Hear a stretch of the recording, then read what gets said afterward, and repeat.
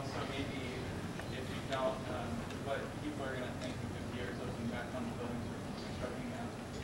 Whatever we think 50 years, looking back at the buildings that were made 50 years ago. What was made 50 years ago that interests you? You know what interests me is buildings like the state.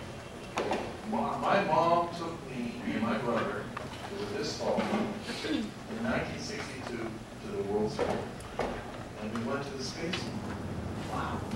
That was like... There was nothing to trust, or there was nothing to trust. And now it's getting to the point where it's like, what are we really trying to do? Well, you have to figure that out. I think this, you know, I hate to use the word, but if everything's going to become this architecture vision that we're trying to make a place out of, and I think your question is about whether something should be figural or whether something should be about the fabric of the city. And I think that especially when we get into the level of housing to make space. For example, in the Beijing project, you'll notice those buildings that are 26 meters square, that are 22 stories, they're not figurative buildings. Those buildings are almost background buildings. What makes that project are the bridges and the fact that the buildings form a kind of space. So I never tried to do facades. I said they need good light and air, but they don't need architecture expression.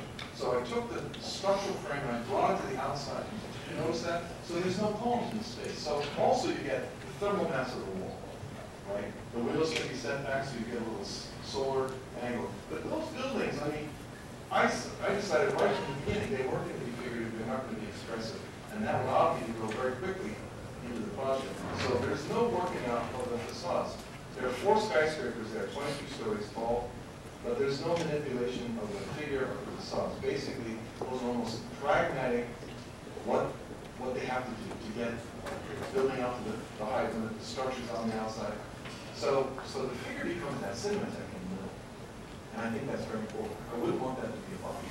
So there's a balance in that project, I think, that addresses your question. I think good cities are made up of background buildings, good space, but also figurative things that give animation to the space and excitement to the movement through. So it has to be a balance. You're right. I think everything can't just be a sort of autonomous object, expressive object. The city can make that.